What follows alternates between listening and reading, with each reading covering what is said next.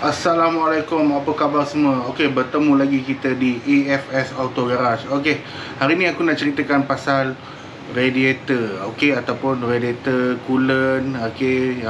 Yang mana korang tahu semua radiator boleh masuk coolant, betul?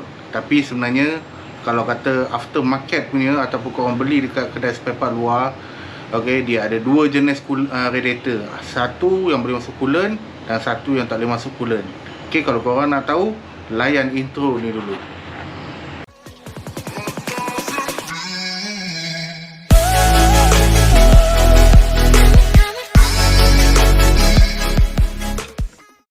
Okey, bertemu lagi kita. Okey, hari ni aku nak buat video berkenaan dengan radiator. Okey, sebelum aku cerita lebih lanjut, okey, minta tolong yang mana tengok video ni dekat YouTube, tekan button subscribe kat bawah tu. Okey. Kalau keluar button loceng tu, tekan button loceng tu untuk update video terbaru daripada kami. Okey. Yang mana tengok video ni dekat Facebook, okey. Facebook page kita orang, kalau yang belum tekan button like page tu, boleh tekanlah button like page tu. Okey. Jadi hari ni nak cerita pasal radiator coolant, okey, ataupun radiator lah. Sebab ada baru-baru ni customer kita orang, okey, dia hantar kereta sebab kereta dia overheat. Okey, overheat. So bila kita buka dia punya radiator cap tu, kita nampak karat yang keluar dekat air karat yang keluar tu memang pekat lah. Okey. So kita lepas tu kita recommend dia untuk servis radiator lah dulu. Sebelum kita masuk coolant, kita recommend dia untuk servis radiator. Jadi bila kita nak recommend dia, kita ternampak satu stiker yang dia tulis do not mix coolant. Okey, bermakna radiator tu tak boleh masuk coolant. Untuk korang radiator yang dekat aftermarket, yang dekat aftermarket ni, yang dekat kedai spare part jual, ada dua jenis. Okey, ada dua jenis. Satu yang tak boleh masuk coolant, satu yang boleh masuk coolant. Sebab ada yang tak tahu. So kalau bagi yang dah tahu tu okey lah. Okey, untuk yang tak tahu, ni aku nak bagi info sikit lah. Apa kelebihan radiator yang boleh masuk coolant ni? Apa kekurangan pula kalau radiator yang tak boleh masuk coolant? Sebelum aku cerita lebih lanjut, okey, aku minta korang semua tengok video ni dulu. Okey, layan. Okey, ni dia punya thermostat dah. Okey, kalau kita tengok kat sini pun thermostat dia pun dah teruk. Kita nak tahu thermostat ni okey tak okey, kalau kita belik, kita akan nampak satu kesan berkilat dekat situ. Okey, dekat thermostat tu, kalau kata ada kesan berkilat, bermakna thermostat ni dia pembukaan dia sengit. Okey, ni thermostat dia. So ini dia punya klip pun, kalau kata berkarat, air berkarat apa semua, klip dia ni pun boleh kata nipis. Dia boleh lama-lama boleh reput, dia boleh ni patah kat dalam lah. Okey. So kita tengok keadaan dia punya apa ni, pipe dia kejap. Oh bukan tak, lain itu sensor kan. Tak pegang saya check balik yang pasal ini dia punya pasal yang check engine tu keadaan dia punya dalam dia pipe dan alright, korang dah tengok dah. Itulah komponen-komponen dia. Contoh macam thermostat, okey, dengan klip tu. Okey, kalau kata radiator korang berkarat, okey, thermostat tu pun lama-lama dia boleh jam. Okey, lama-lama dia boleh jam dan dia boleh menyebabkan kereta korang overheat. Walaupun punca pada thermostat, bila dah overheat, kos dia memang tinggi. Dan ada satu klip yang tadi kita tunjuk tu. Okey, klip tu kalau kata air radiator korang berkarat, okey, dibiarkan lama, klip tu lama-lama dia akan reput dan dia patah dan hilang dekat dalam tu. Okey, sebab hakisan daripada karat tu. Jadi banyaklah efek bila korang tak jaga korang punya coolant tu ataupun radiator coolant tu. Okey, so sekarang lepas ni kita nak tunjukkan macam mana keadaan air radiator dia. So check it out. Okey, kalau kita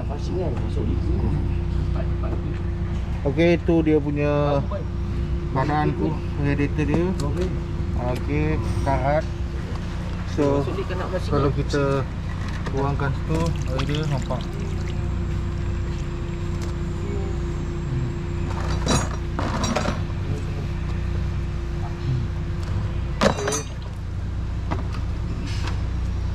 So Lampu.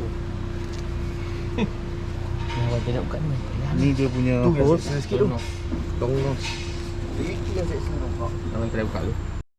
Okey, korang dah tengok dah keadaan air dia tu. Macam tu lah keadaan air dalam radiator dia yang berkarat pekat tu. Okey, korang tengok padu tak padu. Okey, sebab tu lah gunakan coolant dalam kereta, dalam radiator tu. Okey, untuk kereta korang gunakanlah coolant. So ramai yang ada juga yang tanya apa ni, hose dia dia punya karat dalam tu macam mana. Okey, ada bunyi. Okey, hose dia kalau kita tengok nanti video ni selepas ni, okey, dia macam berkeropok. Dia berkeropok, dia keram. Dalam tu lah dia punya karat-karat tu melekat. Dan bila kita, andai kata kalau kata kita tak buat survey radiator, kita tekan je tu, habuk tu apa ni, dia punya habuk-habuk karat tu dia dah pecah dan dia akan pergi ke radiator dan dia boleh menyebabkan radiator tu tersumbat. Okey, kalau korang nak tengok, jom layan. Okey, bila kata radiator berkarat, hose ni pun dia boleh orang kata menyebabkan pecah okey, ataupun dalam ni dia ada kesan-kesan karat. Jangan tengok dia punya habuk-habuk dia. Sekejap. Tengok kalau ni kita dah dengar. Tapi elok tinggal agak. Ada bunyi kan. So, tengok. Tu. Ada banyak lagi dalam ni. Oh, tak. Ya. Okey. Sebab tu lah apa ni, bila radiator berkarat, kalau kata kita nak masuk coolant, kita recommend untuk servis. Sebab dia punya apa ni, karat-karat yang dekat pipe apa semua tu, bila kita masuk coolant dia akan terhakis. So bila terhakis nanti lagi teruk lah. Orang kata kalau tak servis radiator apa semua kan, tak flushing, dia akan boleh menyebabkan apa ni, kereta tu overheat balik. Okey. So ini kereta Izora CFE. Okey. Tu keadaan pipe dia tu. Okey.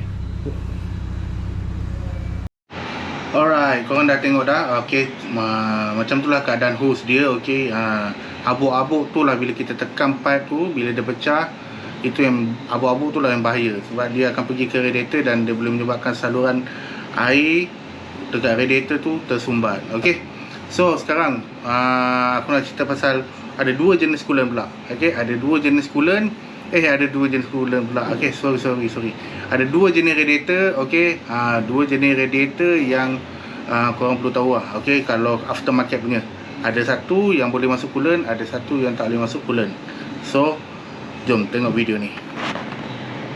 Okey, ini pula untuk radiator. Untuk radiator ada dua jenis satu yang boleh masuk coolant dan satu yang tak boleh.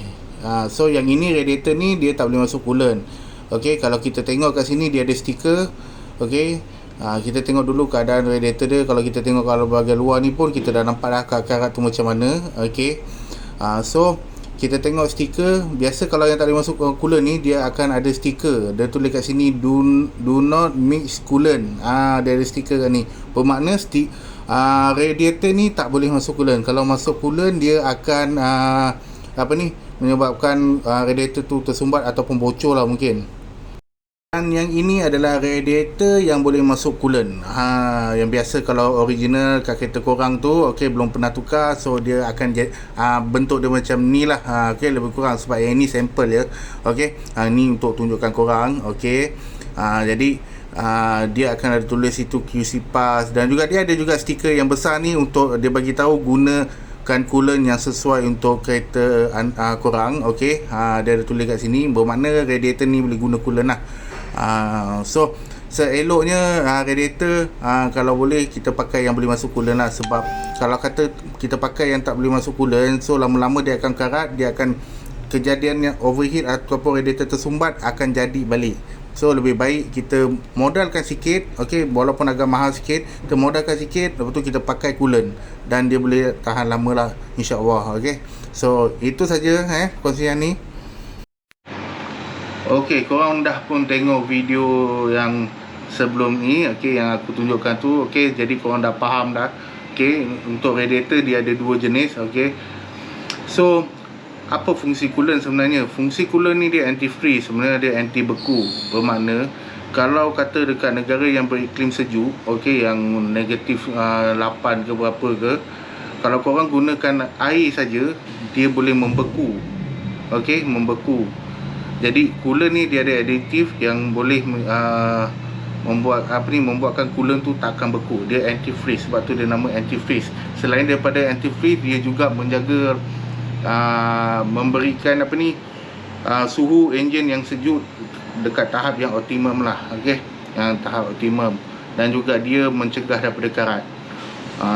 So dia, bila korang guna coolant, okey, part-part besi yang ada, contoh pipe, hose ke radiator ke, dia akan cegah daripada berkarat. Kalau kita guna air, kita tahu air dia akan menyebabkan korang punya besi berkarat, reput satu. Lepas tu radiator boleh tersumbat. Dan hose pun, kalau korang tengok tadi pun ada hose pun, dia punya karat-karat tu dekat bahagian dalam pun boleh melekat.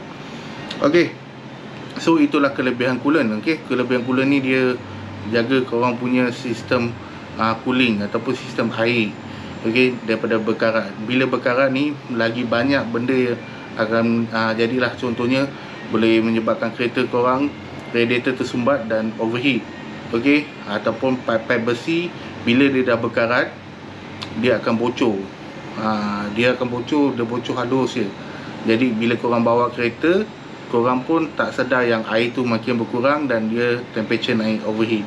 Okey, sebab itulah aku selalu tekankan ataupun aku selalu sarankan dekat customer-customer aku semuanya menggunakanlah coolant. Okey, coolant ni dia perlu diselenggara setiap 30,000 km bagi yang pengguna Proton lah.